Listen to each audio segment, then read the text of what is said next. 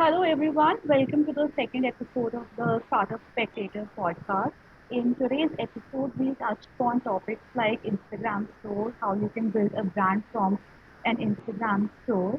And today we have a very special guest with us. We have founder and owner of the Fine Finds, Aparna. Thank you so much for joining this, Aparna. We are really honored to have you here, and we are really looking forward to this conversation. I think her page is pretty famous, but still, if you do not know, we'll paste the links of her pages so that you can go and check out her store. Welcome to the episode, Aparna. I want to begin by asking you a very basic question. How did you start your journey? What was your inspiration behind doing this? Okay, so honestly, when I started it, it was just like a pastime thing for me in my final semester of college. I was already interning somewhere and I love thrifting, and the whole concept of online Instagram stores is something I was seeing a lot of towards the end of 2019. I was getting a lot of like Instagram ads for it.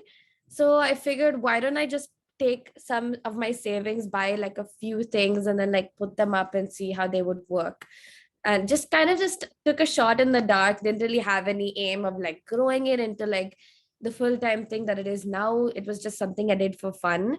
And yeah, when I just kept putting that back into the business, and then eventually when lockdown hit, um I finished my internship. I had just graduated and I had all of this time to spare and nothing much to do. So that's kind of how it grew from there. I was just dedicating a lot more of my time and energy into the business. And yeah, just it I think in the lockdown a lot of businesses grew, especially Instagram businesses. So I think my business definitely benefited from that boom. So now it's something I do full time. So that was an unexpected thing, but yeah, it led me here. So you may know that in Western countries, thrift stores are more acceptable as compared to the Indian markets. So Definitely. here people do not trust small businesses. So how did you tackle this, and how did you build a brand by yourself? So I was honestly just kind of experimenting as I went with like how I put my clothing out there and like how I would market it to the people. And I think I've been very fortunate in the sense that like I haven't really had to deal with the taboo, honestly, not too much of it anyway, because the people who were attracted to my page were the ones who did not have that stigma towards secondhand. There are people who are excited by it, right? So a lot of my initial customer base was just that. And some people saw my page and they didn't know it was secondhand. So those followers definitely were like a little apprehensive. I've had a lot of first time shoppers come shop with us once and then come back again and again. So like I think I've definitely helped a little bit with some people who feel a little bit of that stigma. But I think personally I haven't had too much trouble trying to like convince people to give it a shot, because they just kind of show up to give it a shot. So it's kind of worked for me that way. But I think also my demographic, like what I'm targeting, 18 to 24, and right now like it's 25 to 34 as well. They already know about it, so they're cool with it. But I think it's their parents and people in their generation that really need to break past that stigma. And so um yeah, that's something that people are actively doing, right? You're having conversations with your parents about like where you got the clothes and like stuff like that. So I think indirectly I'm helping break that stigma because people are buying things and having those conversations. But directly I don't think I've had to do too much of that work.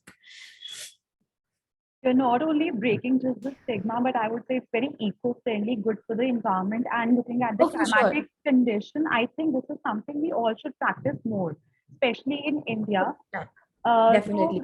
I saw that you threw a couple of terms which are more related to business world, like demographics.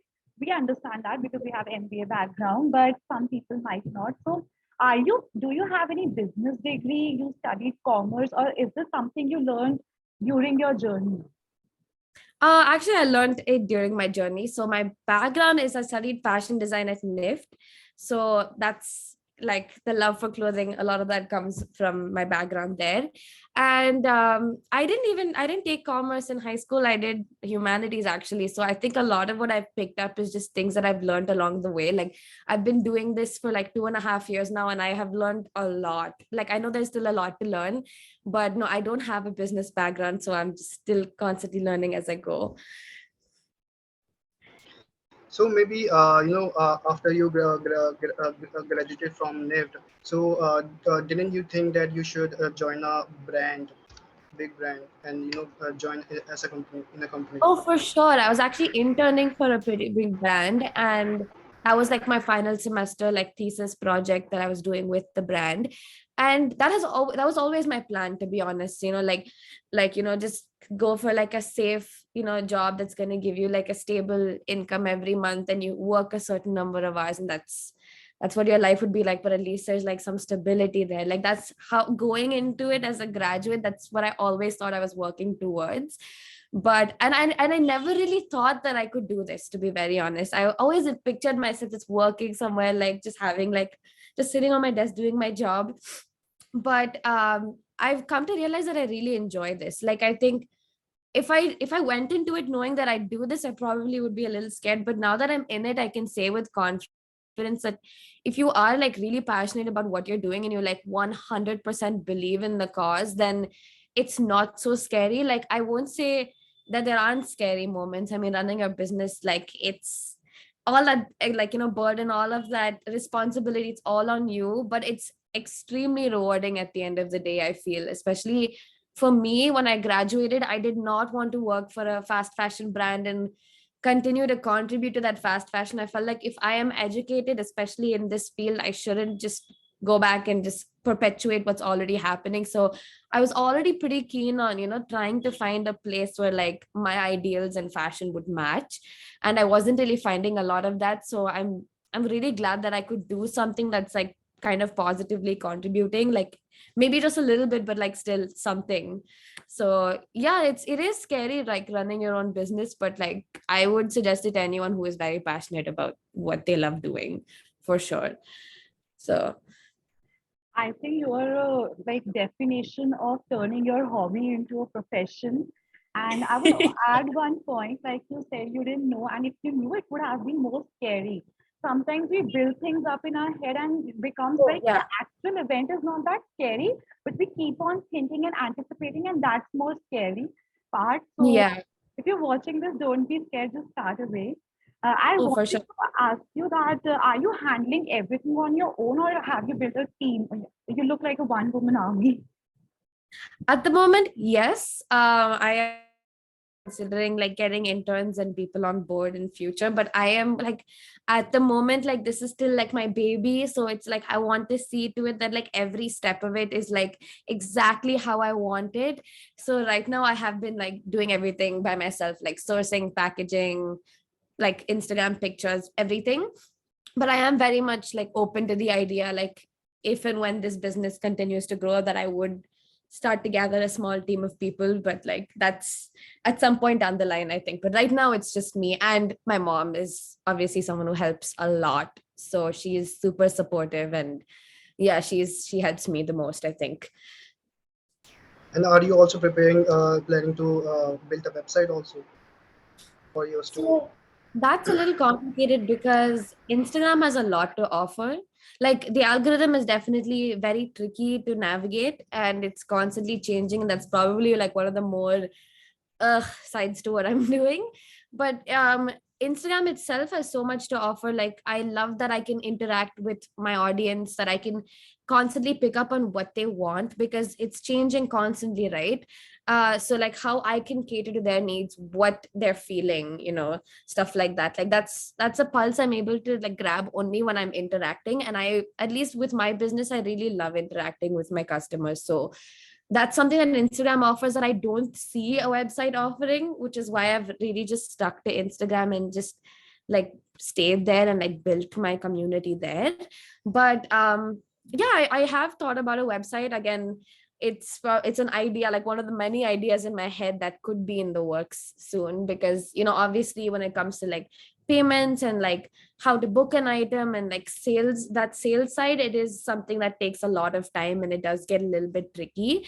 So because Instagram was not built to do that, right? So maybe a website can help that way, but for now I think the good of Instagram is definitely outweighing the bad, so it's keeping me there.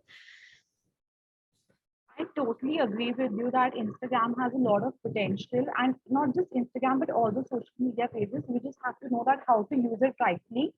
You Yeah. just mentioned that your mom helps you a lot, and to be very honest, this is something very rare to find. Like we come Yeah. from service class family, and in our family, it's not so common to have a business. And even to a lot of entrepreneurs that we talk to, they say that they face a very like it's very challenging for them to make their parents accept that they want to do a business. So it's really refreshing to see that parents are supporting their children in chasing their dreams.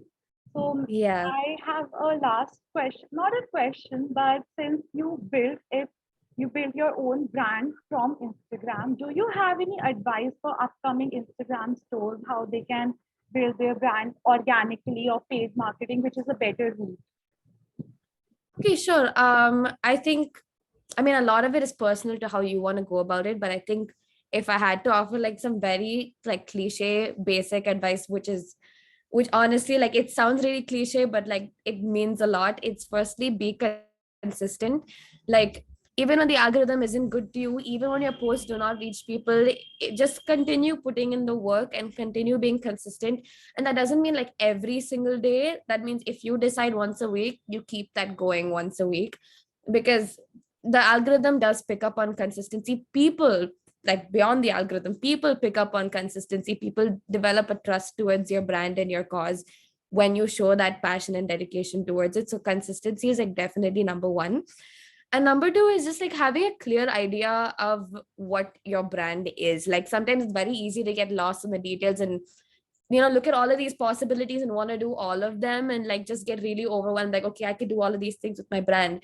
But like really understanding what your brand is, what you're offering, and how you want to go about it, at least to start with. Like I think that's so important to have at least at the start. Of course it's going to change along the way, but I think to begin with, just be really strong in like what you're putting out there and be consistent about it, are like the top two things I'd say for Instagram. And for me personally, like what my customers have really enjoyed is the interaction element that Instagram has to offer, right? Like checking in with polls or like just random questions, random Q&As, that kind of stuff. Because I think the thing about small businesses that people love, at least one of the things, is that it's a person behind, like just like you, it's like just another person who's doing that. So it gives like a very, it's like much more of like a down to earth nice sort of vibe that people pick up on, and they want to invest in that. You're just a person, you're humanizing your brand. So like I would say humanize your brand as much as you can. And yeah, I think that's like the three basic things that I would tell anyone if they want to start something on Instagram. Yes, I agree with you that being an entrepreneur, you have to understand your customer segment first, and what your niche is. So my last question is that what is your future plans actually? Are you going for fundings, or what will be your future plans? So honestly, I kind of started this like before I even graduated, right? Like I like took me many months to understand that I could really do this full time. So I am at a place where like I have a lot of options and I'm still looking at what I want to do with it. Like do I want to like go the website route? Do I want to like, get like a physical store and like go in that sort of angle? Do I want to stay here a little longer and see how the Instagram ecosystem changes, if it changes? Like these are the sort of things I'm still sort of sussing out. Like I have a bunch of ideas in my head, but honestly at the moment I can't say that I'm following one particular strategy. I'm still very much like kind of having a feel for things. So yeah, my plan right now is to definitely stick around. I feel very fortunate to be doing something for a living that I genuinely love doing. Like I've come to realize that that can be so rare. So I'm very happy that like that's something I have going for me. So I'm definitely sticking on to it. I'm going to stay consistent and hopefully figure out where this is going to go, because I don't know right now, but I'm enjoying it. So yeah. I think that's the most important thing. If you enjoy your work, it doesn't feel like work, and that's why you can do it all alone. Otherwise, it would take at least a team of 5, 6 people to do whatever you are single-handedly handling. Um, Yeah. it was an amazing chat, Aparna. I cannot tell you how inspirational you are on so many levels. You are a woman entrepreneur, you're a young entrepreneur, you are doing something which is not good for the only for the country, but good for the environment. And we are so proud to have you on our channel. I really hope that we could inspire some people and especially girls to pick up. You can turn your hobby into profession. I'm like, just For look at sure. Aparna, right? Yeah. Don't be scared. Just start right away. I really hope we get to meet in person sometime. Up I'd until love then, that. Yeah. I yeah, had fun talking to you too. exactly. I think it'd be a great chat when we meet in person. Yeah, for sure. I'm looking forward to that. So thank you so much for coming to our channel, and it was an honor to have you. Thank you so much. You're too sweet. Thank you. Thank Bye. you. Thank you so much. Bye.